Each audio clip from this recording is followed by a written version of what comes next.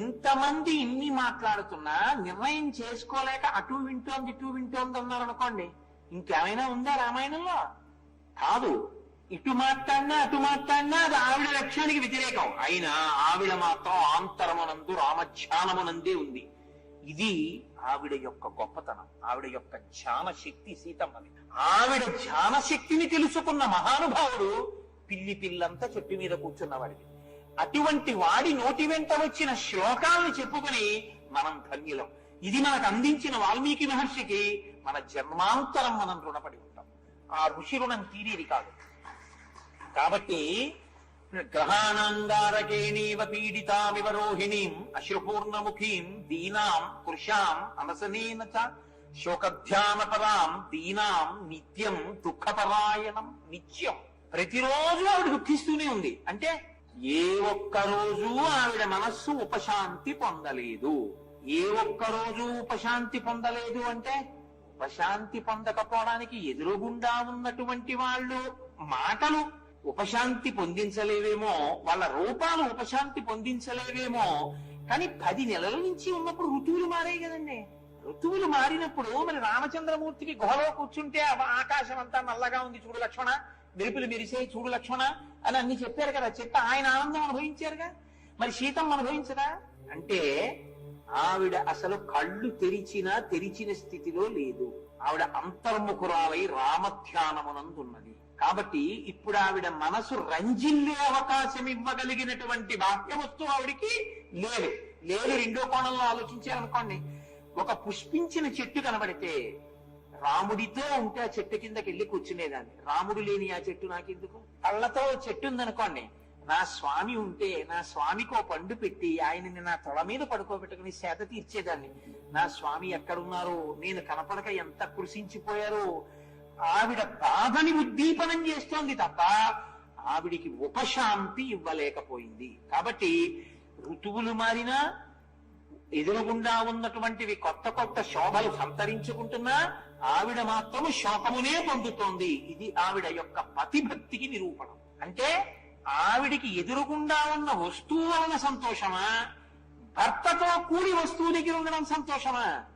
భర్తతో ఉంటే వస్తువు సంతోషం తప్ప భర్త పక్కన లేనప్పుడు వస్తువు సంతోషకరమని మీరు అనుకున్నా కొన్ని కోట్ల మందికి సంతోషకరమైన సీతమ్మకి సంతోషకరం కాదు. ఎందుకు కాదు? ఆవిడ ప్రతిభక్తి వలన కాదంతే. ఇది ఆవిడ పాతివ్రత్యానికి నిదర్శనం. ఎన్ని చెప్తారండి, ఎక్కడ సీతమ్మ మహాపతివ్రత అయి ఉన్నది అని చెప్పరు. నిత్యం దుఃఖపరాయణం అంటారు. ఇప్పుడు ఆవిడ అలా అనుభవించకుండా చేసిన వారి ఖాతాలోకి ఎంత పాపం వెళుతోంది? ఇప్పుడు వెళుతుందా వెళ్ళటం లేదా? ఇప్పుడు మరి తెగటారిప్పుడు 10 తలకాయలు ఉంటే మాత్రం నిలబడతాయా? ఇక వండేస్తోంది ఆవిడ మృత్యువుని వీడి కోసం. లేదు, వాడే వండుకుంటున్నాడు. కాబట్టి ప్రియం జనమపశ్యంతీం పశ్యంతీం రాక్షసీగణం స్వగణేన మృగీం హీనాం శ్వగనాభివృతామివ.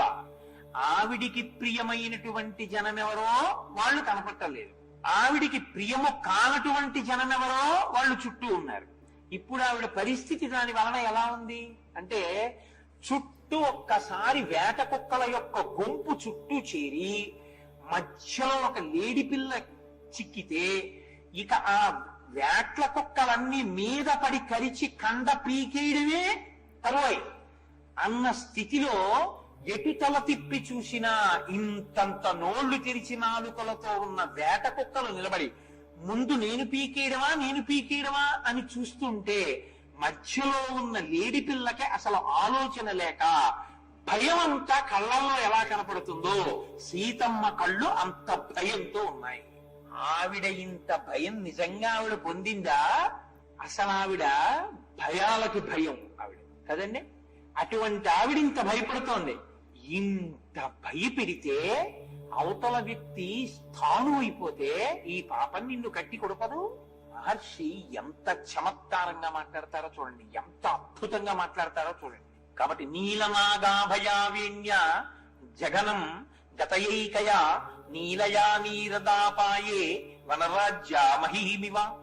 శరదృతువులో వృక్షపంక్తులతో కూడుకున్నటువంటి వనం ఎలా ఉంటుందో ఆమె యొక్క జగన భాగము వరకు వేలాడుతున్నటువంటి నల్లని జడ అలా ఉంది. దీన్ని బట్టి ఏమిటి అర్థమవుతోంది? ఆవిడ కబరీబంధ సంస్కారము చేసుకోలేదు. ఆవిడ ఒంటి జడతో ఉండిపోయిందంటే తపస్విని అయి ఉంది.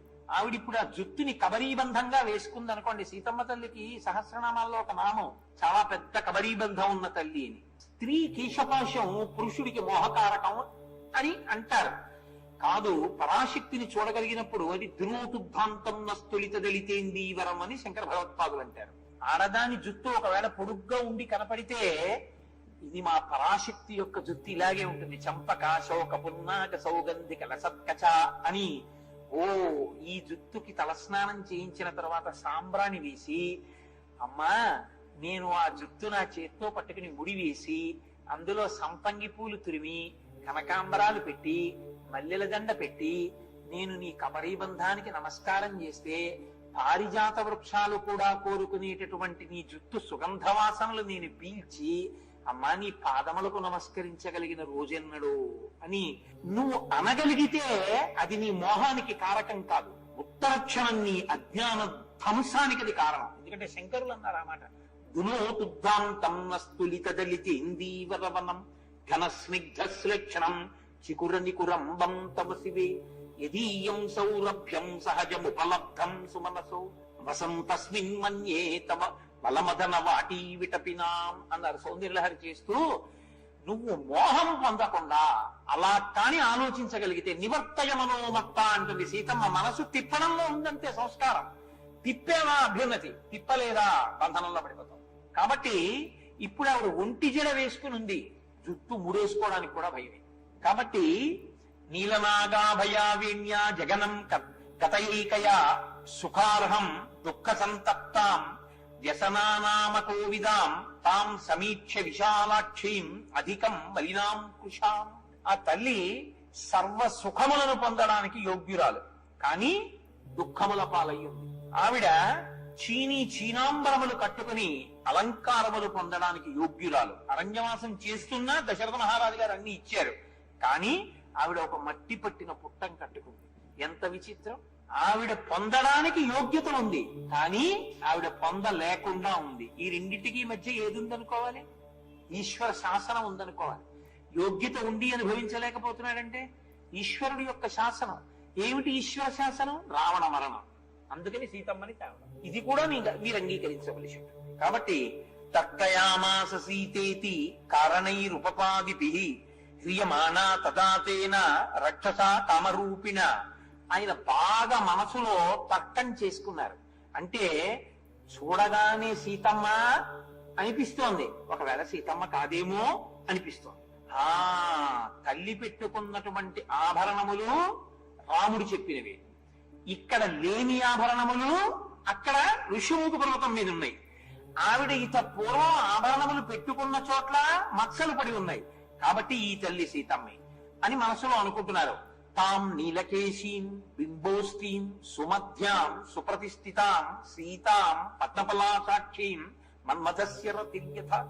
చాలా గొప్పగా ఉంటాయండి శ్లోకాలు, మనసున్నవాడికి కదిపేసేటటువంటి శ్లోకాలు. ఓ కూతురు పెళ్ళవగానే అమెరికా వెళ్ళిపోయింది. ఏదో 2 ఏళ్ల తర్వాత 3 ఏళ్ల తర్వాత నాన్నగారండి అమెరికా నుంచి వస్తున్నాను అంది. ఎంత సంతోషంగా పెడతారండి తల్లిదండ్రులు విమానాశ్రయానికి. తల్లిదండ్రులు, అత్తమామలు, బంధుగణం, స్నేహితులు అందరూ పెడతారు. ఇప్పుడు కూతురు విమానంలోంచి కిందకి దిగుతూ ఉంది అని అలా చూస్తున్నాడు తండ్రి. అమ్మాయి విమానంలోంచి దిగింది, సన్న పడిపోయి ముఖం అంతా ఏదో పొరల కింద అయిపోయి ఆ పిల్ల దిగింది అనుకోండి. వెంటనే తండ్రికి ఏడుపు వచ్చేస్తుంది. మా ఎలా ఉండేదానివి నాన్న, ఏంటమ్మా ఇలా అయిపోయావు అని హత్తుకుంటాడు ఒక్కసారి. ఆ ఏడుపు ఎందుకు వచ్చింది? ఇలా ఉండేదానివమ్మా ఇలా అయిపోయాయిట్రా ఇప్పుడు అంటే తాను పోల్చి చూసుకుని ఏడుస్తున్నాడు. అలా లేదని బెంగ పెట్టుకుంటాడు తండ్రి. అది తండ్రి హృదయం. ఓ కొడుకు 3 ఏళ్ల తర్వాత అమెరికా నుంచి తిరిగి వచ్చాడు అనుకోండి, అమ్మా అని పరిగెత్తుకుంటూ ఇంటికి వచ్చాడు. చెప్పలేదు అమ్మకి అనారోగ్యం వచ్చిందని. అమ్మ శుష్కించిపోయి ఉంది.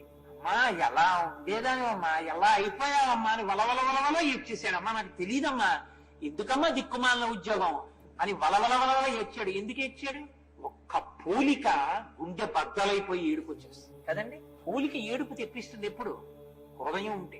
హృదయం లేకపోతే సంతోషంగా ఉంటుంది. బలి చిక్కి చచ్చినా సరే నేను అనుకున్నట్టే ఉండాలి. అది రావణుడు. కాదు. అది తట్టుకోలేకపోతే పితృహృదయమో పుత్రహృదయమో అయి ఉండాలి కదండి.